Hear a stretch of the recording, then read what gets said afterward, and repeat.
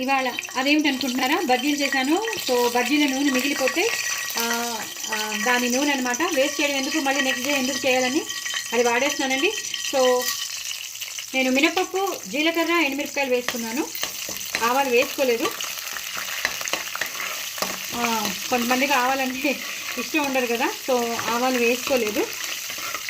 So only జీలకర్ర, ఎండుమిరపకాయలు, అలాగే శనగపప్పు, ఇది కొంచెం వేగాలండి. ఆల్రెడీ నా నూనె బాగా కాగిపోయింది కాబట్టి తొందరగా వేగిపోయింది. మీరు మాత్రం చూసుకుని చక్కగా దోరగా వేయించుకోండి. ఎక్కువ వేయలేదు, పప్పులు కూడా చాలా డెంటల్ ప్రాబ్లమ్స్ వస్తున్నాయి కదా, అందుకే. సో మీరు చూసుకుని తప్పకుండా వేసుకోండి. నేను సిమ్లో పెట్టాను, బాగా కాగి ఉందని నేను ఇందాక ఆఫ్ చేసేసాను. సో ఇప్పుడు వెలిగించాను, అందుకే తొందరగా వేగిపోయి, చూసారా, వేసిన వెంటనే వేగిపోయాయి. ఇది ఒక్కసారి వేగిపోయాక అప్పుడు మనం పచ్చిమిరపకాయలు అన్నీ వేసేయచ్చు. సో చామదుంపలు చాలా తక్కువ ఉన్నాయి, సో దాన్ని వేయిస్తే ఎలాగో సరిపోవని చెప్పి నేను చామదుంపలు ప్లస్ ఉల్లిపాయలు, టమాటోలు వేసి కూర చేసేస్తున్నాను. చాలా చాలా బాగుంటుంది. ఎప్పుడు నేను ఫ్రై ఐటమ్సే చూపించానండి, అంటే చామదుంపలు ఫ్రైయే చూపించాను. సో ఇవాళ మాత్రం నేను కూర చేసి చూపిస్తున్నాను. సో వేగిపోయాయి కాబట్టి పచ్చిమిరపకాయలు వేసేసుకుంటున్నాను. ఈ మాత్రం పచ్చిమిరపకాయలు పడతాయి.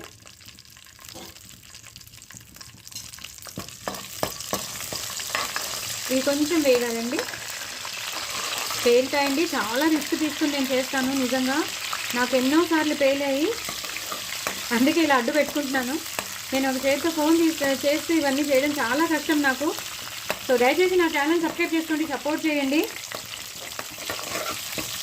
చేస్తారని అనుకుంటున్నాను. మీరందరూ నా ఫ్యాన్స్, నా ఫ్యామిలీ మెంబర్స్, ఫ్రెండ్స్ అందరూ నా ఫ్యాన్స్ కాదు, అలా వచ్చేసింది, ఏమనుకోవద్దు.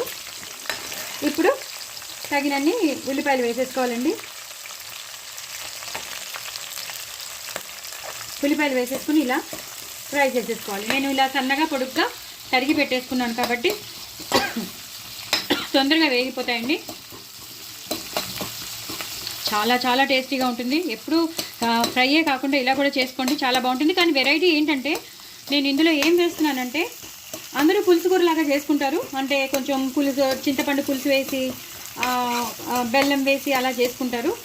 నేను అలా చేయకుండా నేను బజ్జీలు చేశానని చెప్పాను కదా, ఆ బజ్జీలో నేను కూరిన స్టఫ్ ఉంటుంది కదా, ఆ స్టఫ్ని వేసి నేను కూర చేసేస్తున్నాను. చాలా చాలా బాగుంటుంది. ఎందుకంటే అందులో చక్కగా జీలకర్ర ఉంది, వాము ఉంది, అలాగే పల్లీలు నువ్వులు ఉంది, అలాగే చింతపండు కూడా ఉంటుంది కాబట్టి ఆ పేస్ట్ చాలా టేస్టీగా ఉంటుంది, కూరలోకి చాలా బాగుంటుంది. సో ఇదే టైంలో మనం పసుపు వేసేసుకోవాలండి. కొంచెం పసుపు వేసేసుకోవాలి. వేసేసుకున్నాక వేగిపోతున్నాయి ఉల్లిపాయలు, చాలా ఈజీగా వేగిపోతాయి, తొందరగా వేగిపోతాయి.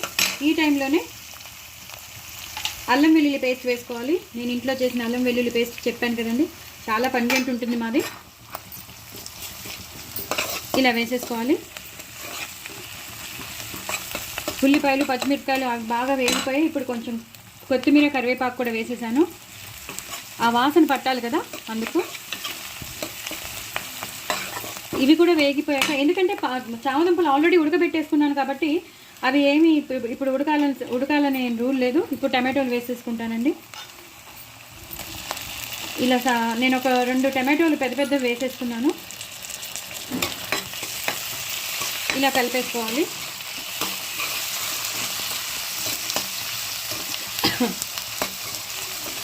చాలా చాలా టేస్టీగా ఉంటుంది ఈ కూర మాత్రం.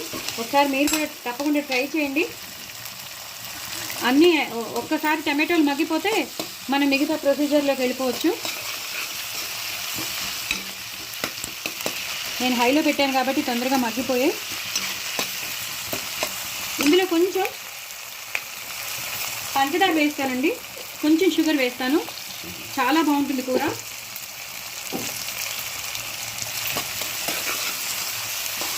మనం టమాటోలు, ఉల్లిపాయలు వేసినాం, ప్లస్ ఆ స్టఫ్ వేసినాం కాబట్టి ఆ స్టఫ్కి ఎప్పుడైనా సరే ఇలాంటి పంచదార అనేది 1 స్పూన్ వేస్తే సరిపోతుంది.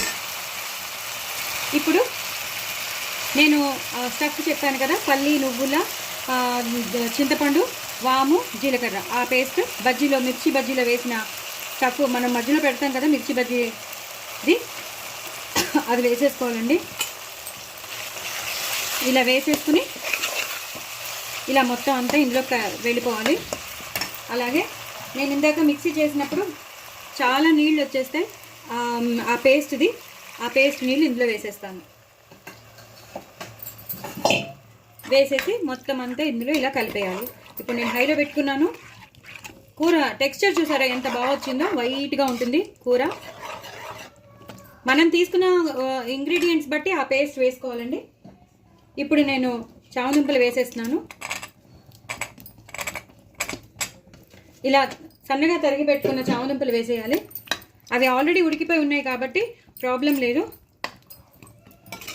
ఇంకన్నీ వేసేస్తూ ఉంటాను. వేసేసాక మగ్గిపోయాక నేను మళ్ళీ మీకు చూపిస్తాను. ఇప్పుడు అన్నీ ఒకటి తర్వాత ఒకటి వేసేస్తాను, మీకు చూపిస్తాను. ఇప్పుడు తగినంత ఉప్పు వేసుకోవాలండి. చాలు, రుచికి తగినంత వేసుకోండి. అది మీరు ఎంత రుచి తింటారో అంత రుచికి తగినంత కారం వేసేసుకోవాలి. అలాగే కారం ఇది ఒక పెద్ద స్పూన్ కాబట్టి నేను ఇంతే వేస్తాను, ఎందుకంటే మనం పచ్చిమిరపకాయలు ఎక్కువ వేసాం కాబట్టి ఇంతే కారం వేస్తాను. ఇలా మొత్తం ఇలా కలిపేసుకోవాలి. చాలా బాగుంటుందండి కూర, ఒకసారి ట్రై చేయండి. ఎందుకంటే మనం ఇందులో ఉన్న పల్లి పేస్ట్, నువ్వుల పేస్ట్, చింతపండు, వాము, జీలకర్ర, ఆ ఫ్లేవర్ ఇంకా చెప్పలేము. ఇవన్నీ అయిపోయాక ఇంకా ఒక్క నిమిషం మరుగుతుంది. ఒక్క మరుగు వచ్చేసాక నేను హైలో పెట్టుకున్నాను. చాలా చాలా బాగుంటుందండి కూర, ఒకసారి ట్రై చేయండి మీరు. అలా పులుసు కూర కాకుండా ఇలా కూడా ఒకసారి ట్రై చేయండి. సో బాయిల్ అవుతుంది కూర.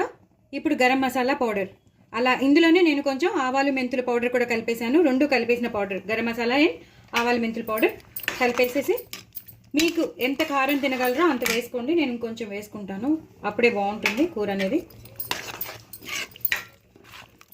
అంతేనండి, మొత్తం అన్ని ఏవేవి వేయాలో అన్ని అంటే మనకి ఎందుకు తొందరగా అయిపోయిందంటే మనం చామదుంపలు ఉడకబెట్టి పెట్టేసుకున్నాం కాబట్టి తొందరగా అయిపోయింది. సో అన్నీ మగ్గిపోయాయి, టమాటోస్ అన్నీ బాగా మగ్గిపోయాయి. మనం వేసుకున్న మసాలా పౌడర్స్ కూడా ఇందులోకి ఇంకిపోయింది. చాలా చాలా టేస్టీగా ఉంటుంది, అన్నంలోకి బాగుంటుంది, చపాతీలోకి బాగుంటుంది. ఒక డిఫరెంట్ టైప్ ఆఫ్ చామదుంపల కూర అనుకోండి, చాలా చాలా టేస్టీగా ఉంటుంది.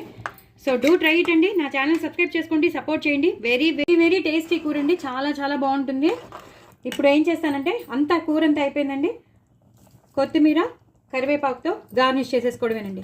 దయచేసి నా ఛానల్ సబ్స్క్రైబ్ చేసుకోండి, సపోర్ట్ చేయండి.